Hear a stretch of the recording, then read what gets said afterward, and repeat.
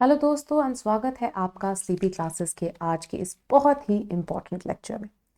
Now whenever we talk about international relations, जब हम global politics की बात करते हैं, ग्लोबल पॉलिटिक्स के अंदर कुछ कुछ चीज़ें इंट्रिंसिक मानी जाती हैं, right. So for example whenever we think of international relations, एक चीज़ जो कि हमारे दिमाग में आती है is war, right. And then obviously इसका जो ऑपोजिट है पीस। ना ये दोनों ही के whether the relations end up being conflictual, whether they end up being competitive or whether they end up being cooperative, ये डिपेंड करता है आपसी संबंधों में, राइट, वेरियस कंट्रीज के बीच के रिलेशनशिप्स में। And this is often determined by the art of negotiations, conversations, and obviously what we call is diplomacy, right? Now, for the longest time, one of the things that we talk about, and which is true for a lot of subjects, is the inherent Eurocentrism, right, कि इनकी शुरुआत और इनका main focus जो है बहुत ही Eurocentric रहा है। तो जो सब्जेक्ट्स थे, जो मेन स्टेट्स थे जिन पे फोकस था, वो यूरोसेंट्रिक थे, राइट। मूविंग ऑन थोड़े एंग्लो अमेरिकन, सो बेसिकली आपके नॉर्थ अमेरिकन या वेस्टर्न यूरोप इनका फोकस था। And then very importantly the kind of terms, terminologies, theories, theorists, right? The kind of tools, the kind of imagination that we had at hand was also very Eurocentric in its premise, right?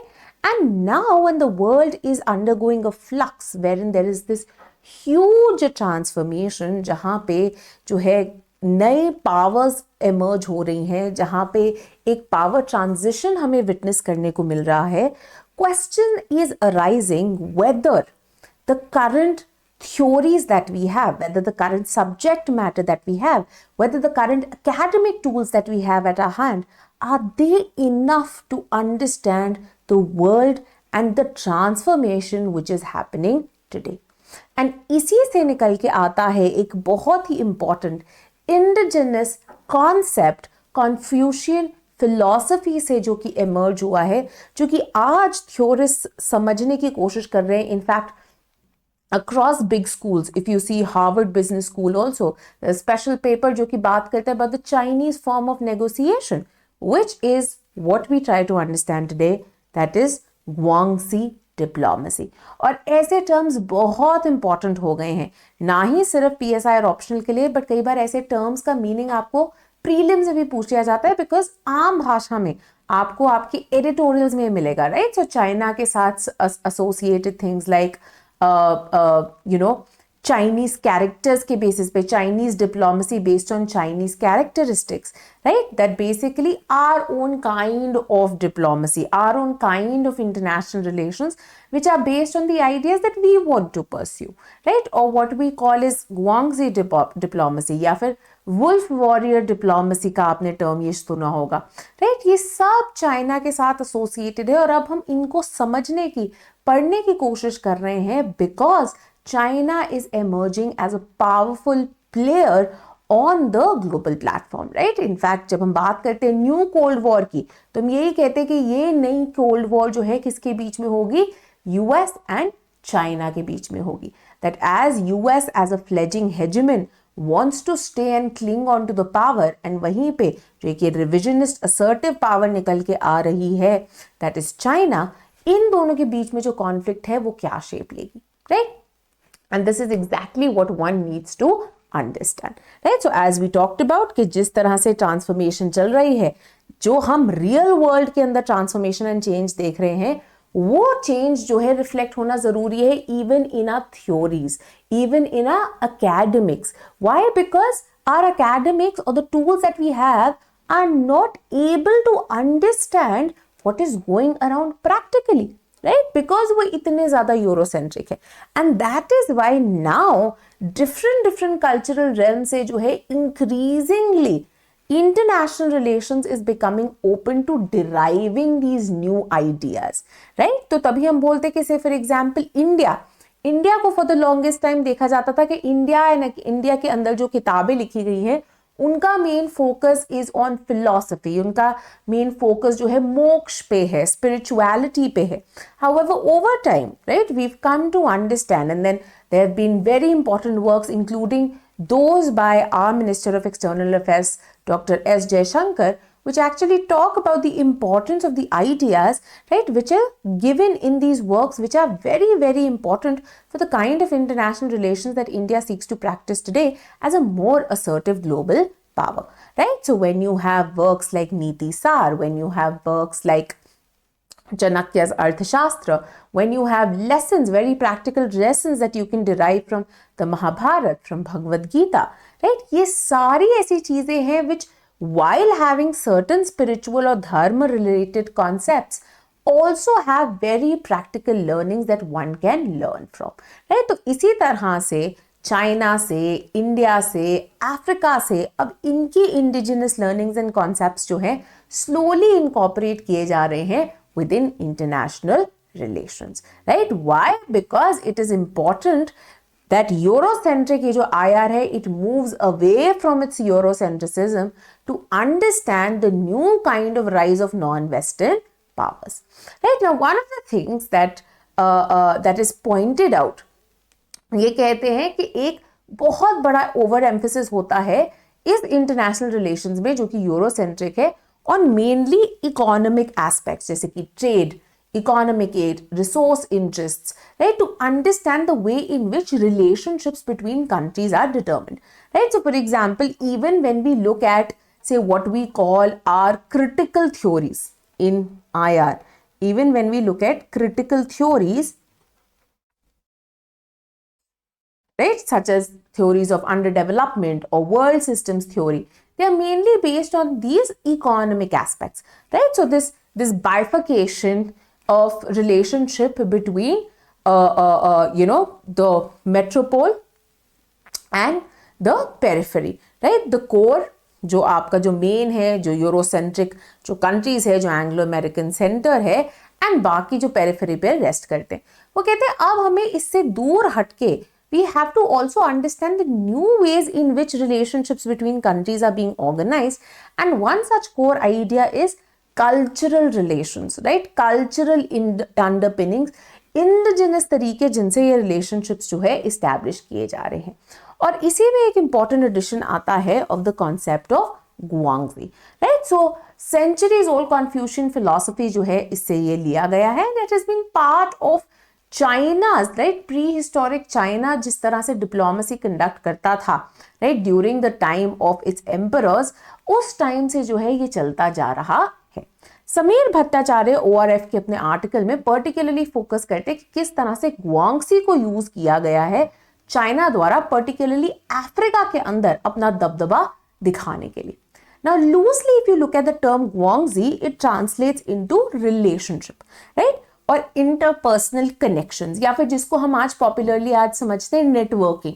हम कहीं पे भी जाते हैं, हम कहते हैं एक सॉफ्ट पावर अपनी बनाने के लिए नेटवर्किंग करना बहुत ज़्यादा ज़रूरी है, right? To know people, right? And why do you want to know people? At the end of the day the idea is that if the need arises you might be able to win or curry some favors out of them, right? तो ये जो relationship है, ये जो networking है, ये conventional western definition के beyond है. Sometimes that they don't understand this, right? यहाँ पे डिप्लोमेसी सिर्फ प्रोफेशनल बहुत ही जो है सैनिटाइज नहीं है.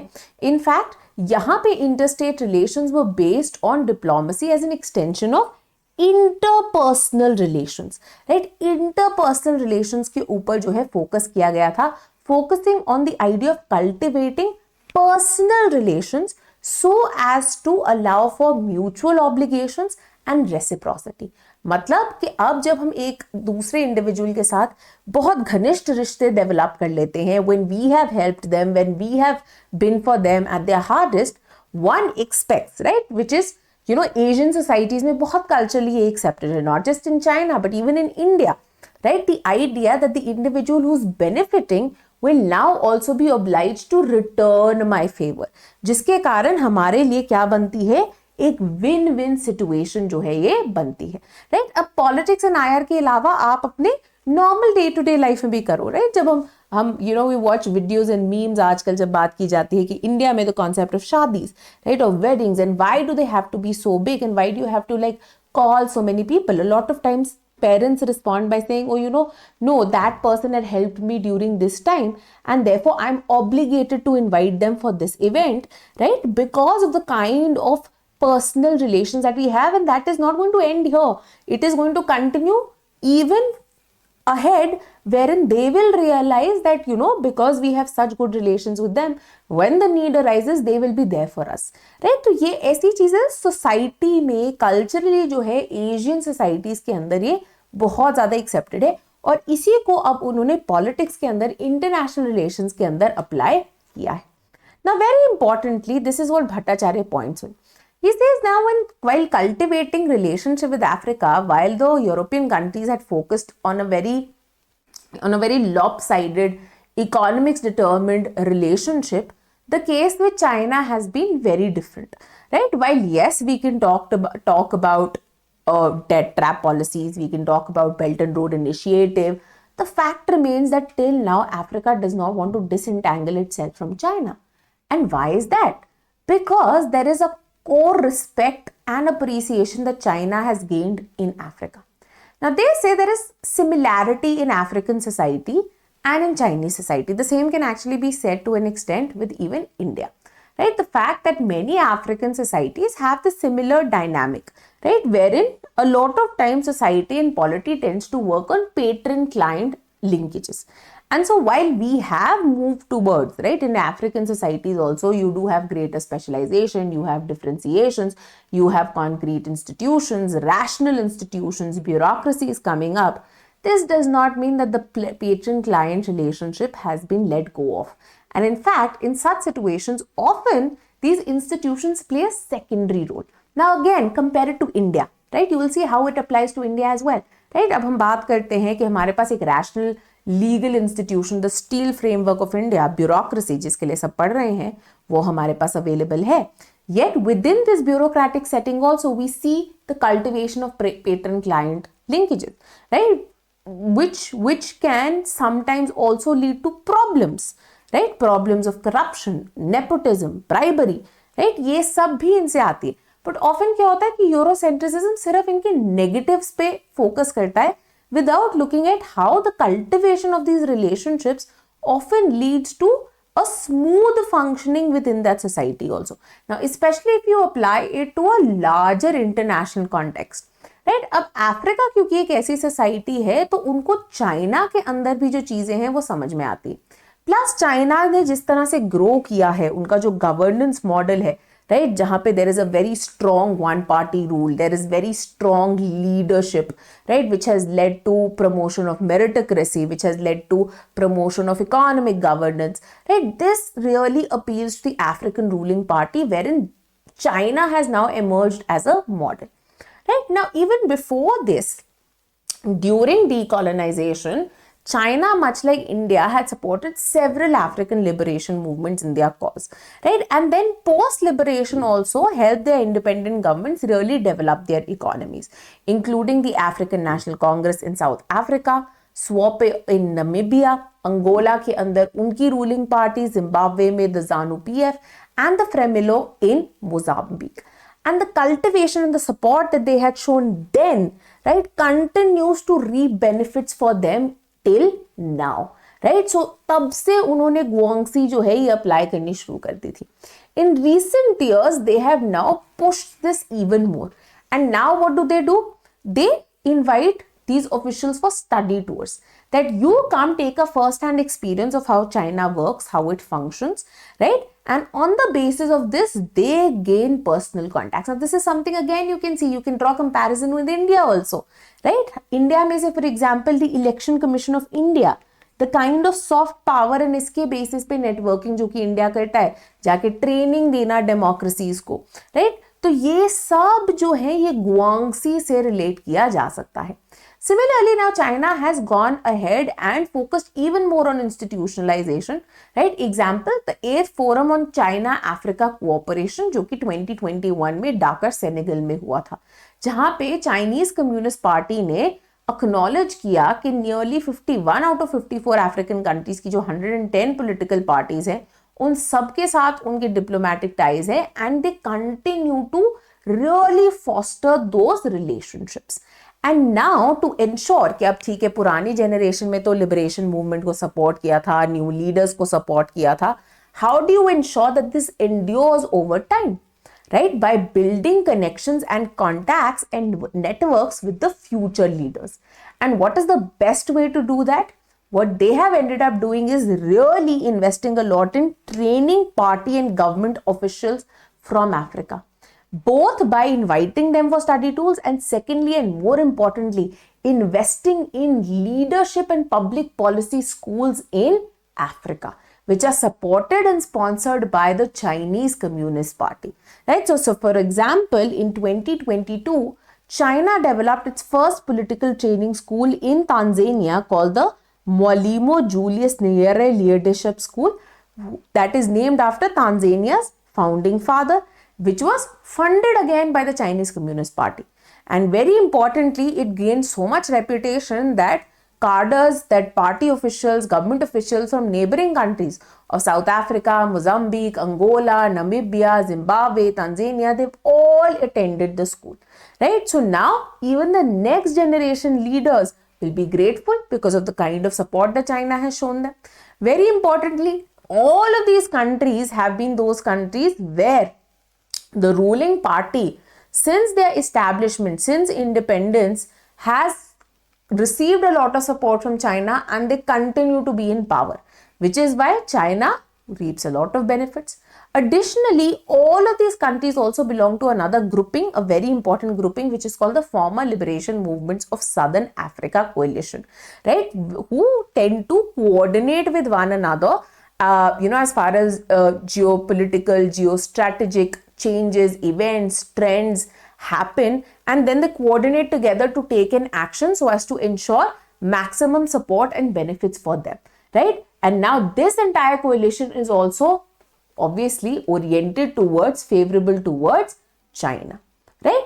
Now, this Guangxi, not just in Africa, when you look at the diplomatic language that China uses, even there you will understand how it is focusing on this personal networking. And again, I would like you to draw comparison with India, right? And यहाँ पे जब आप draw करें comparison, you can give me certain examples in the comments जहाँ पे आप ये personal networking जो है उसके examples देख सकते हैं, right? जहाँ पे इस तरह की language, similar language इंडिया भी use कर रहा है, right? So ऑलमोस्ट 7 टर्म है जो कि गुड रिलेशंस को डिस्क्राइब करने के लिए थ्रू दिस गुआंगजी लेंस यूज किए जाते हैं चाइना द्वारा, including good brothers, good relatives, good friends, good partners, good neighbours and so on, right? Similarly जिस तरह से ये टर्म्स यूज करता है चाइना, उससे पता लगता है कि उनकी क्या अंडरस्टैंडिंग है एक पर्टिकुलर कंट्री के साथ, right? So for example, early on, before its economic development really took an upswing, during Soviet Union, it used to refer to Soviet Union as an elder brother, right? Because of the kind of asymmetrical relationship, जहाँ पे Soviet Union was materially much more stronger. China then needed support of Soviet Union also, right? And the kind of ideological similarity and bond that the two countries had, which is why China used to call it its elder brother. Similarly, when you look at its partnership with Pakistan, right, China Pakistan को, right, क्या हम कहते हैं, it views it through the lens of 4 good, कि जो diplomatic language में उनके 7 term है ना, उनमें से 4 टर्म्स वो पाकिस्तान के लिए यूज करते हैं, that it's a good neighbour, it's a good friend, it's a good partner and it's a good brother to China, really focusing on the kind of enduring relationship that both the countries have ended up building. और इसी तरह से based on this personal networking, based on this guanxi diplomacy, China जो है अपना counter influence to build an alternative to the western centric world जो है उस पे फोकस कर रहा है, ठीक है? तो ये एक बहुत ही इंपॉर्टेंट चीज है जो कि China continuously is focusing on. And now as China very importantly wants to be seen as the next hegemon, wants to become the next hegemon, right? And यहाँ पे ये अगर आप उनका बेल्ट एंड रोड इनिशिएटिव देखते हैं तो ये क्या इकोनॉमिक रिसोर्स एलोकेटर बनता जा रहा है and now wants to also be a provider of global public goods, जहां पे वो अपने ग्रेट पावर स्टेटस को यूज करके इन्वेस्ट कर रहा है और बाकी कंट्रीज को रियलाइज कराना चाहता है that look, being friends with me can help you so much. And therefore it is also trying to understand that as China develops, right, हमें ये language भी change करनी पड़ेगी, because that will be the true sign of the rise of soft power of China, right? और अब हमें ये देखने को भी मिल रहा है, Xi Jinping जो की बात करते हैं, great power diplomacy with Chinese characteristics, that we will carry out diplomacy in the way that we prioritize things. So independent हमारी एक foreign policy होगी, wherein we are focusing on China's main interests, right? Then very importantly using China's cultural underpinnings, जैसे कि हमारा ये Guangxi diplomacy हो गया, right? Being more assertive and not minding even conflictual. As far as China's interests are concerned, if you tend to challenge them, China will counter challenge you, जिसके कारण wolf warrior diplomacy जो है famous हो गया है, right? Leading to the emergence of this cultural confidence in China, in how it perceives of international relations and how it wants to formulate and shape those international relations also in the future. And therefore this new kind of indigenous multicultural underpinning जो कि निकल के आ रहा है, it is in stark contrast to what we imagine as the Eurocentric traditional state-centric management, right? जहां पे ये continuously बात करते थे balance of power जैसे terms की, right? Political systems जो है वहां पे कि अगर आपने अपने political system को develop करना है, you should become more like us, right? Develop your democracy, follow the capitalistic route. Now these new countries have come up, new powers are coming up who are saying no. We don't necessarily have to follow the kind of path that was taken by you. We can formulate our own path based on our indigenous practices, our cultural pinnings, and still achieve greatness, right? And that is something that China really is pushing at this point of time. Okay? This was all from me today. Thank you everyone. And again, don't forget to give me examples जहां पे आप देख सकते हैं इसी तरह की personal networking based diplomacy at work India की तरफ से भी मुझे कमेंट्स में बताइए कैसे कौन कौन से ये एग्जाम्पल्स हैं.